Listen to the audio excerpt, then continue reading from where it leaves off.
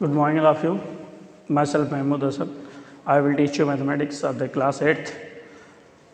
Today we will study about the profit and loss. Chapter number 10.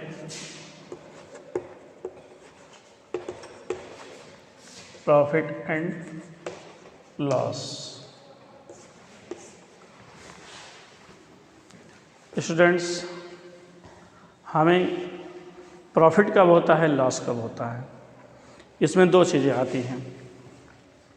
जब हम कोई सामान खरीद करके लाते हैं तो वो हमारे लिए कॉस्ट प्राइस होती है, और जब हम कोई सामान बेचने जाते हैं तो हमारे लिए वो सेलिंग प्राइस होती है। जैसे सब हमारे लिए, हम लोग कस्टमर, हम लोग दुकान पे गए, कोई सामान खरीदे, मान लिया हमको एक पेन खरीदना है, ठीक है। अब ये 10 रुपीज़ की है तो ये हमारे लिए कॉस्ट प्राइस 10 रुपीज़ की होगी। लेकिन जब कोई बिजनेसमैन बिजनेस करता है तो वो अपना प्रॉफिट एंड लॉस को देखता है, एक कस्टमर नहीं देखता है। लेकिन इसके लिए प्रॉफिट कब होता है, लॉस कब होता है, इसके लिए दो चीज़ें होती हैं, कॉस्ट प्राइस और सेलिंग प्राइस। जिस रेट पे कोई सामान खरीदा जाता है उसे हम कॉस्ट प्राइस कहते हैं, और जिस रेट पे कोई सामान बेचा जाता है हम उससे सेलिंग प्राइस कहते हैं, है ना। मान लिया हमने कोई पेन खरीदा 10 रुपये में, ये हमारे लिए कॉस्ट प्राइस है, और हम अगर उसको बेच रहे हैं 15 रुपये में या 12 रुपये में तो ये हमारे लिए सेलिंग प्राइस होगी।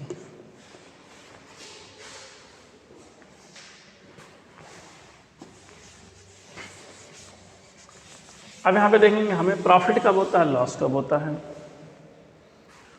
ना।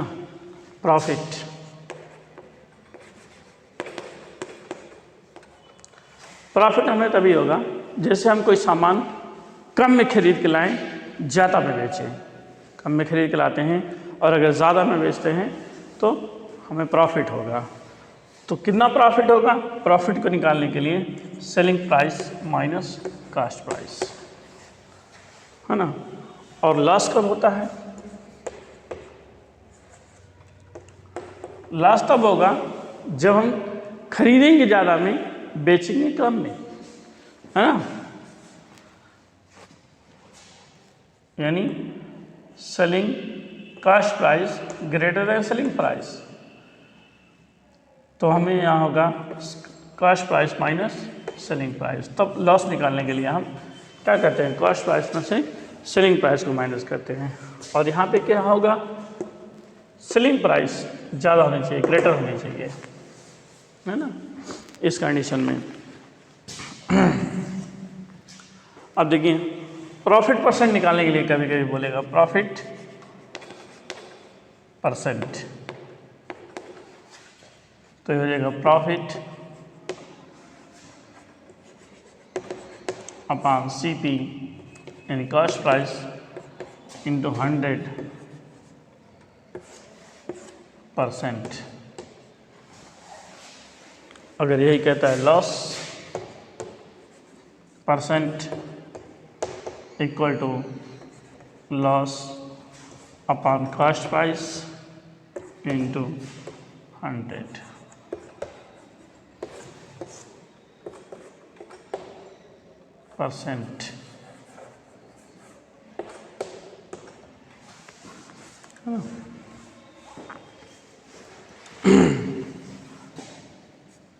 सेलिंग प्राइस इक्वल टू और कॉस्ट प्राइस इक्वल टू, इस कंडीशन में कब क्या होगी, और यहाँ पे सेलिंग प्राइस और सेलिंग प्राइस निकालना हो, कॉस्ट प्राइस निकालना हो, है ना। क्या होता है, कभी कभी हमें प्रॉफिट भी पता होता है, कॉस्ट प्राइस भी पता होता है, तो हमें सेलिंग प्राइस निकालना होता है। 100 plus profit percent, 100 plus profit percent upon 100 into C P, यहाँ कॉस्ट प्राइस से मल्टीप्लाई कर देते हैं। Okay, 100 plus gain percent upon C P, 100 into C P. इसी के जस्ट लास्ट वाले में क्या होता है, यहाँ पे प्लस किए हुए हैं, वहाँ पे माइनस करेंगे। 100 minus loss upon 100 into C P.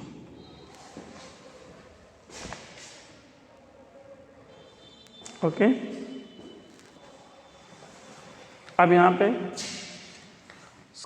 Cost price suppose that निकालना है, सेलिंग प्राइस दिया हुआ है, प्रॉफिट दिया हुआ है, तब अगर सेलिंग कॉस्ट प्राइस निकालनी है तो ये जगह 100 अपान, है ना, 100 प्लस गेन परसेंट या profit percent, profit percent into selling price, क्या हो जाएगा 100 upon 100 minus loss percent into selling price.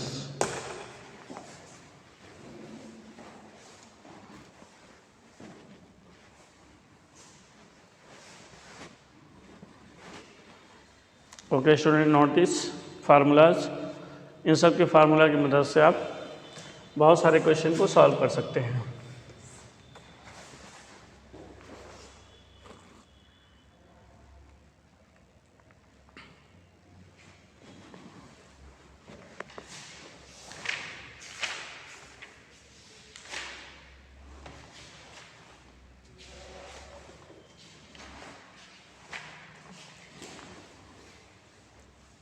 अब आ जाए एक्सरसाइज पे, exercise number 10A।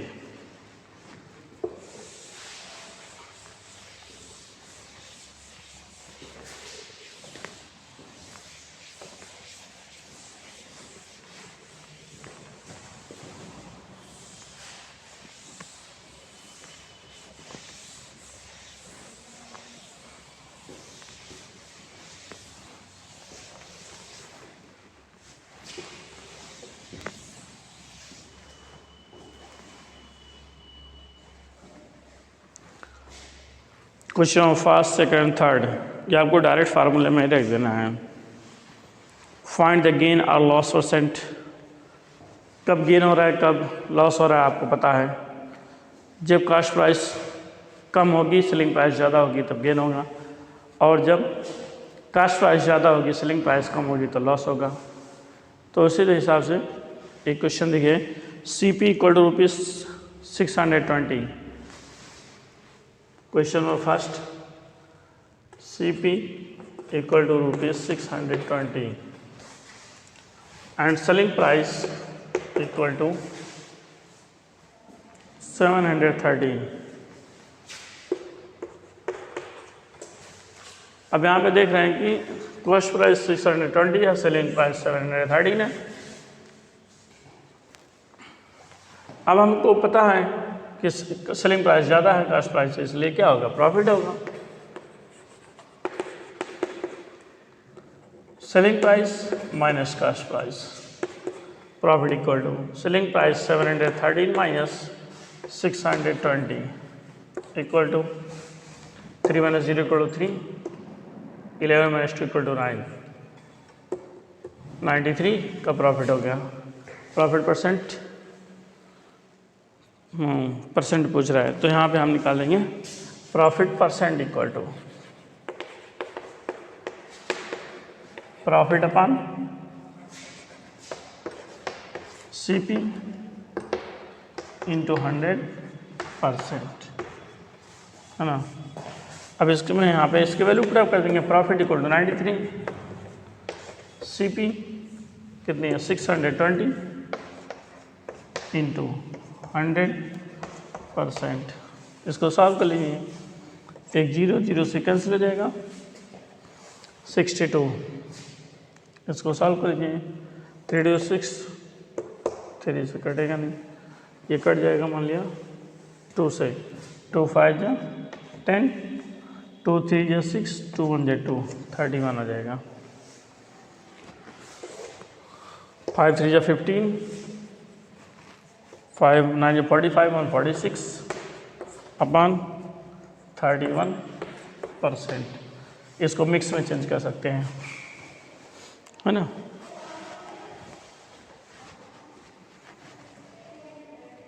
Find the selling price.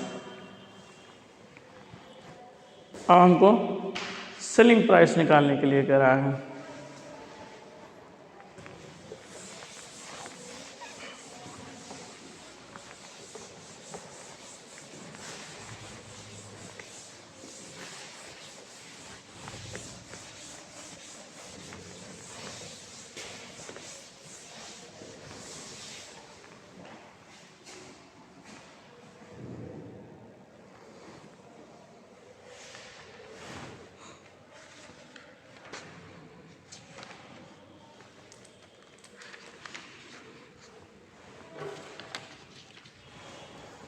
Selling price का फार्मूला लगा लेंगे 100 plus gain percent.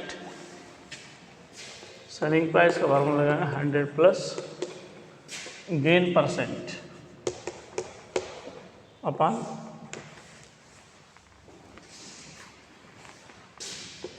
100 into CP। अब हम देखेंगे क्वेश्चन में क्या क्या दिया हुआ है। आपका CP दिया हुआ है 1650, CP 1650,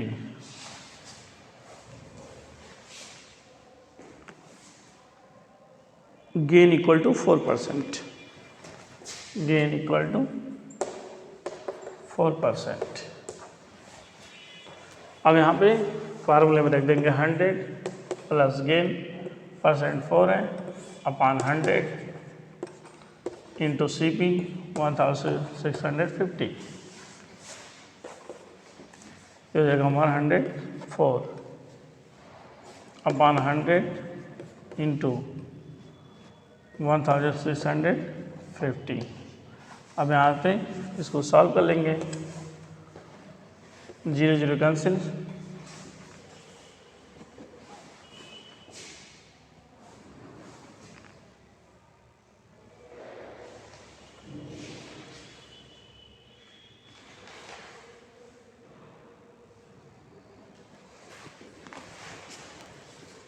इसको मल्टीप्लाई में करके 104 इंटू 165 अपॉन 10, है ना। अब इन दोनों को मल्टीप्लाई कर लेंगे 104 इंटू 65, 165 104, 4 5 है 20,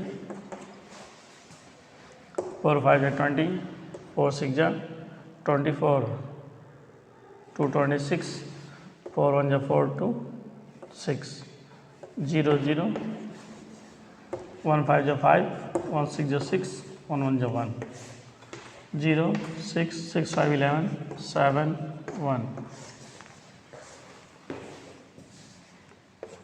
1 7 1 6 0 अपॉन 10, ये हो जाएगा 0 0 कैंसिल, 1716, है ना। 1716 ये आपका हो जाएगा सेलिंग प्राइस 1716।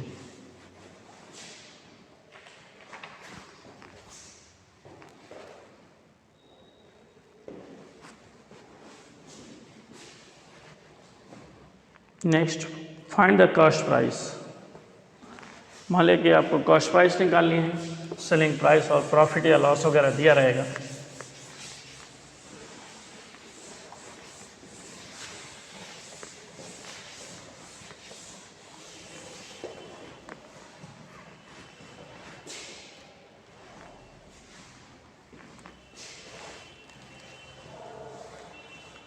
सेलिंग प्राइस 1596,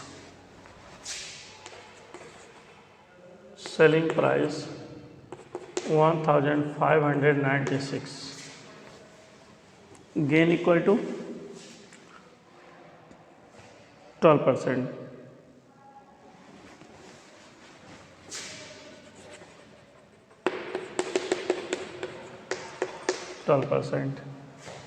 तो कॉस्ट प्राइस पूछा, तो cost price equal to 100/100 plus gain percent into CSP. तो 100/100 gain percent into selling price 1596. ये हो जाएगा 100/112 इंटू 1596. अगर देखा जाए तो ये 4 से 8, 425 जा 100, 4 2 जा 8, 4 8 जा 32, 4 2 जा 8, 3 11 32, 4 8 जा 32. अब 28 से इसको देखिए डिवाइड हो जाएगा. 7 7 2 जा 14, 7 2 जा 14. 28 से क्या 1596 डिवाइड हो जाएगा 28. 5 8 जा 40, 5 2 जा 10, 4 14, 1 8 2 जा 16, 6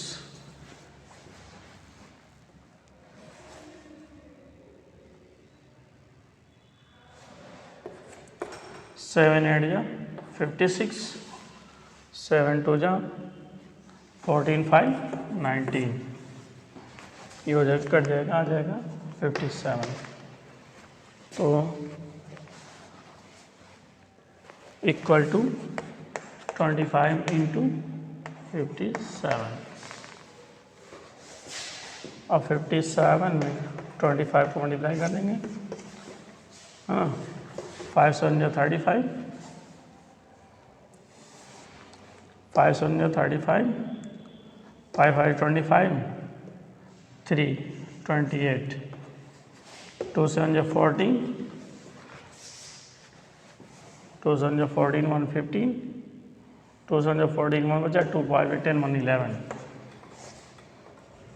5 2 2 1 3, 8 5 12, 2 1 3 1 4 1 means 1425. ये हो जाएगा इसकी cost price. Okay students, like this you can solve the remaining question of the exercise 10A.